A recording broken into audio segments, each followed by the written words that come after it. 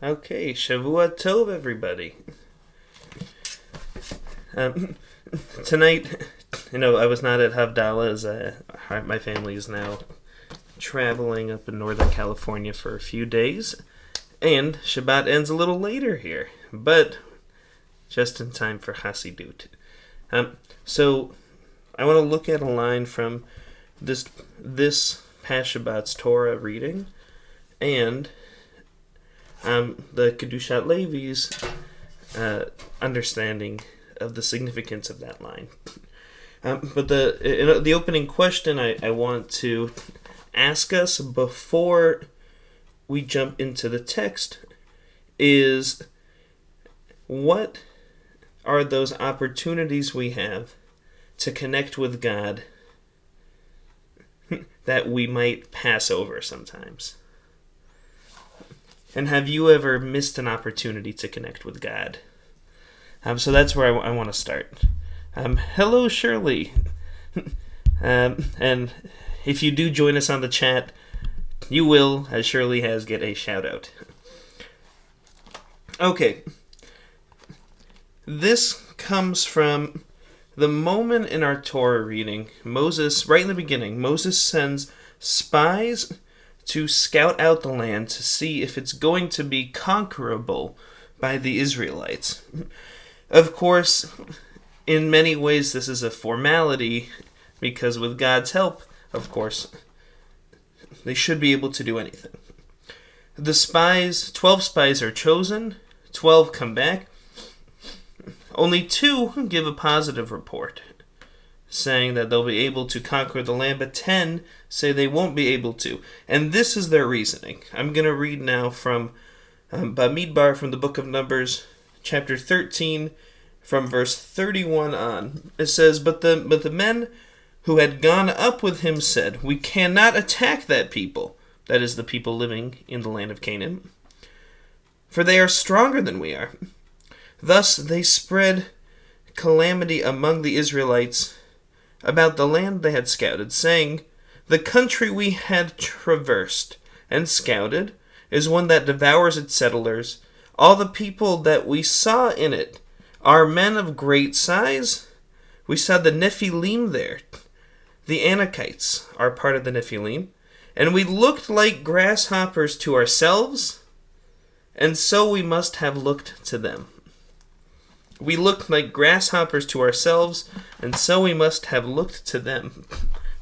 That's the line that the Kedushat Levi is going to hone in on today. What does it mean that they looked like grasshoppers to themselves?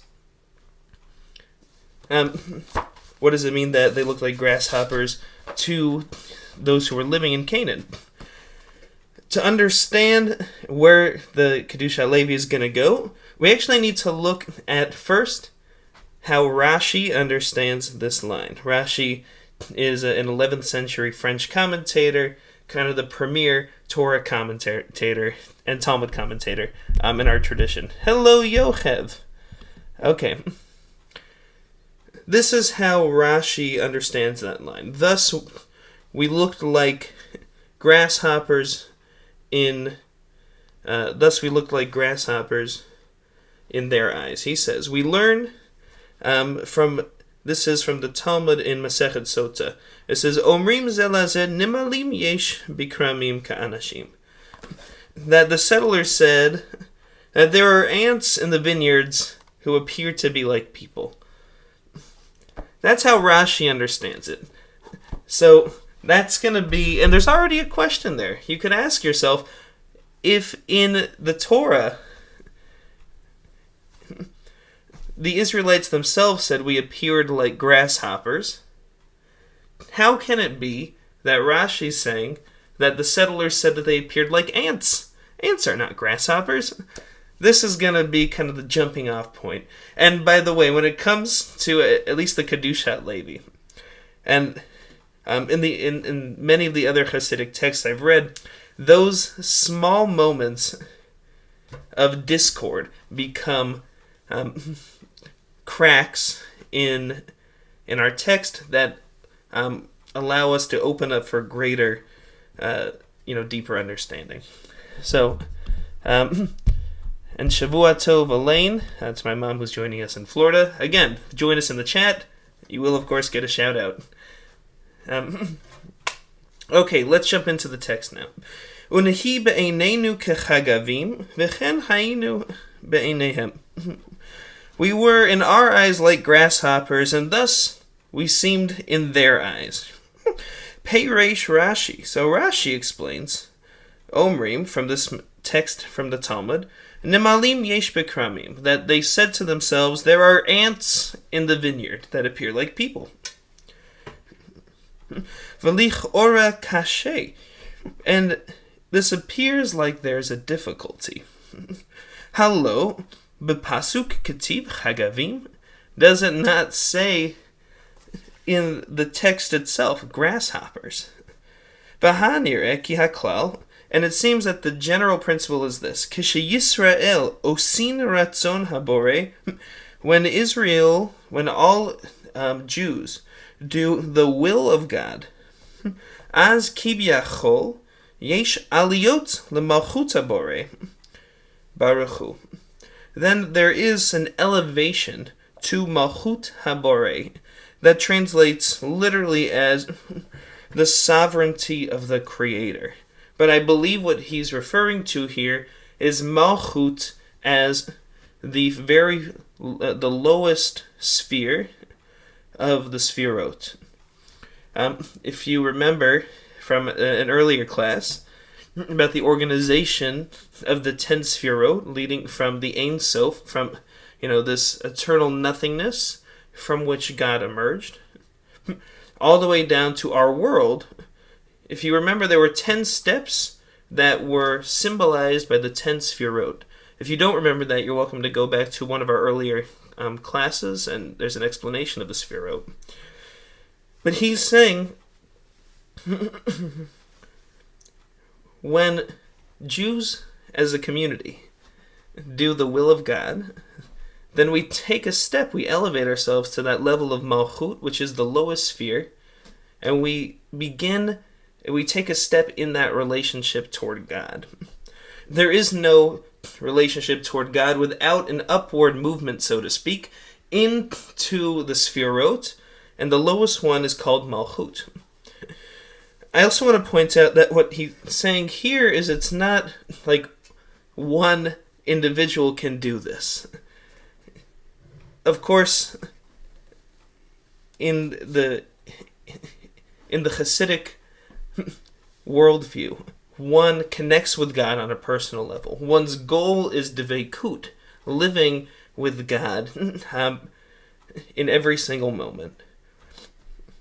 But here he's saying, if there's going to be a real elevation into not only bringing ourselves to God, but bringing God into this world through the sphirot, then it takes all of Israel. We need to all work together in order for this to work.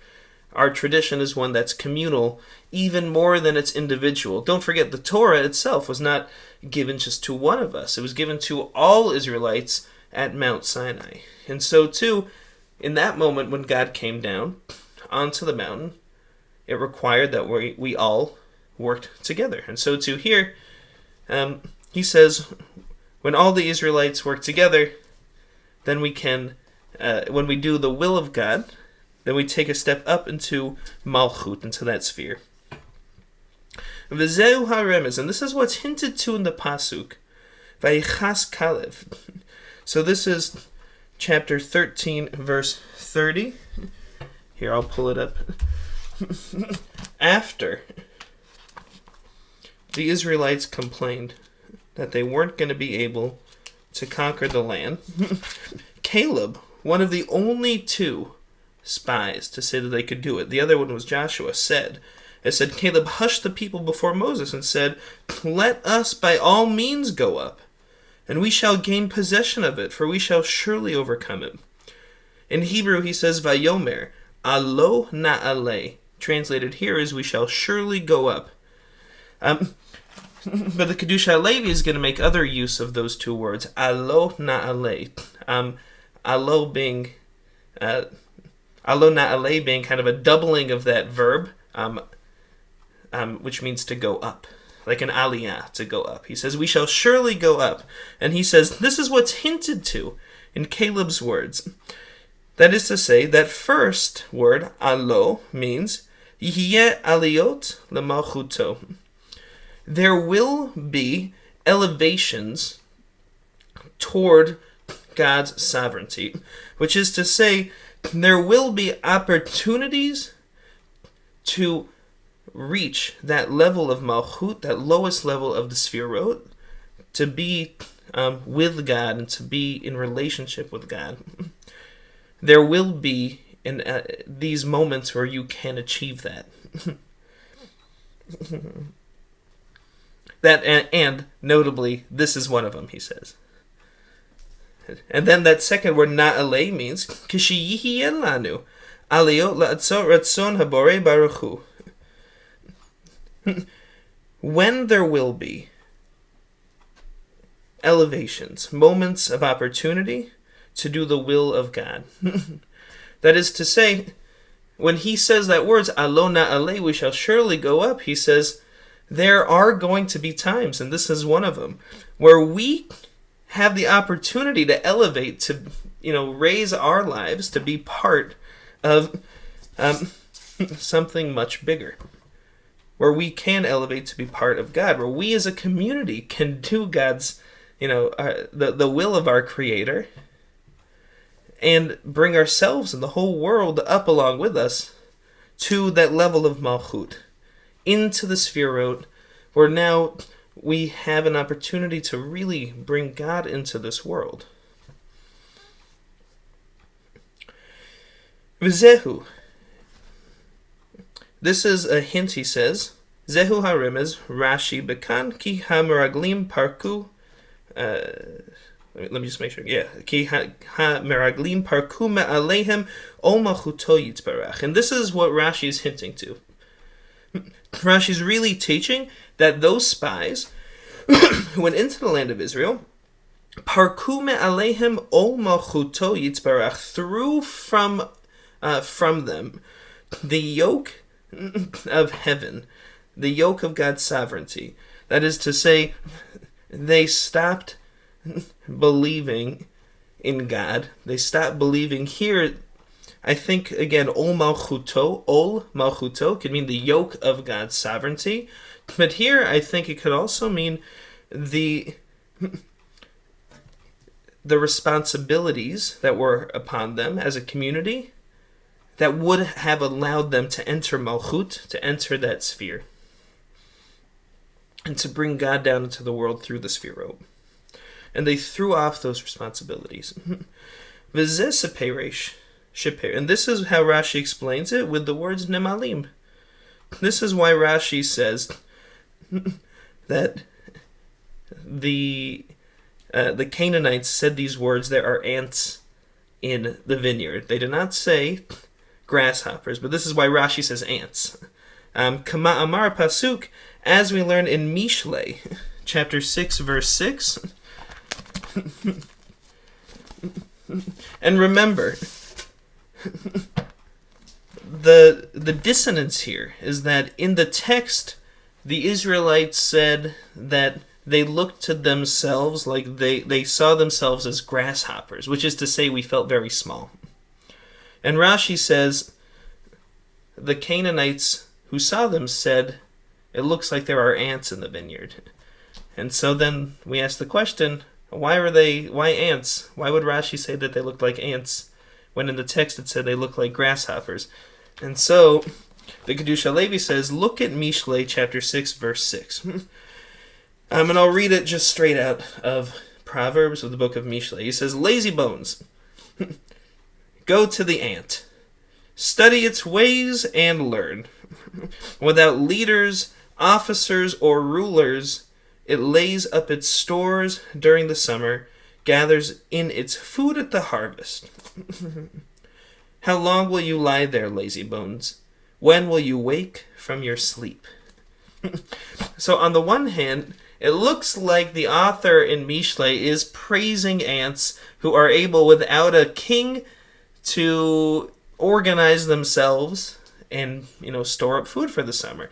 But the Kedusha Levi says, no, look at it. We actually are meant to look at this in a negative light. Ants do not have any recognition for king, ruler, or creator. So to here, the reason that they're called ants is because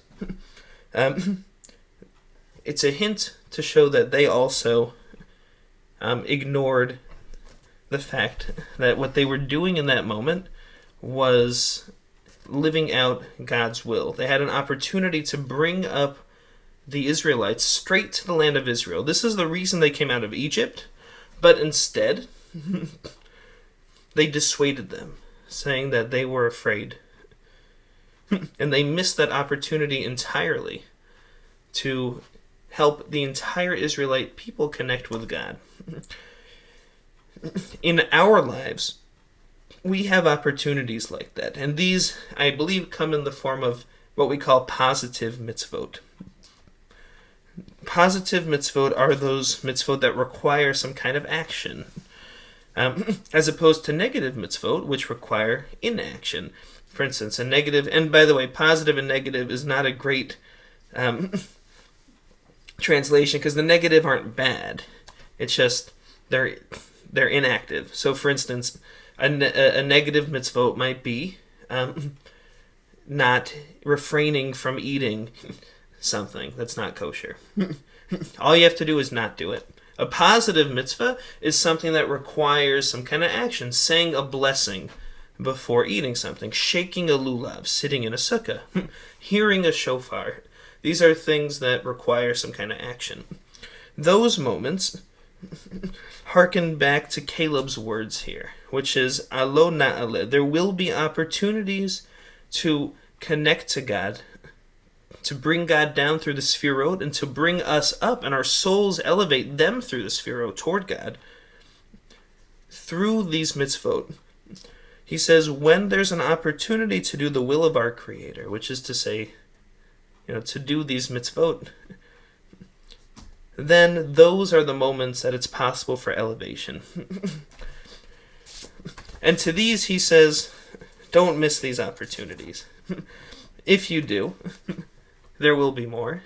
But those are very, very special. The mitzvot are, and especially the positive mitzvot here, he says, are unique opportunities set out for us to connect to God in a personal and, of course, very communal way.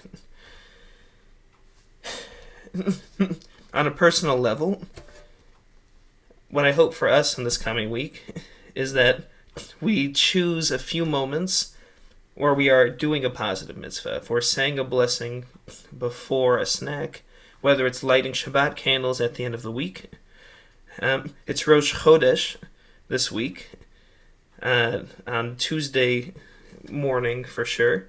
And another mitzvah could be saying Hallel. That's a positive mitzvah that we do during this week. And when we do those, I want to invite you personally to close your eyes and allow it to be an opportunity for elevation, for bringing up, for raising your soul closer to God. And then when we do those, we can also hope in the back of our mind, as we remember that our community does that too. As we remember that when we light Shabbat candles, it's happening around the world. When we say blessings before foods, that there are Jews around the world who are participating in it. We can hope that we can uplift the entire Jewish community, and in that way also the whole world, just a little closer to God, so we can live in the light, and we can live in truth. So with that, we're going to end for tonight. And I wish you all a Shavua Tov. I wish you all many aliyot, many opportunities for raising up. And I will take one more second. I'll just stay on if there are any questions in the chat. I'll give a shout out to Kevin and Yochev. Thank you for joining us on the chat. And wonderful. Okay, Shavua Tov, everybody. I will see you next week.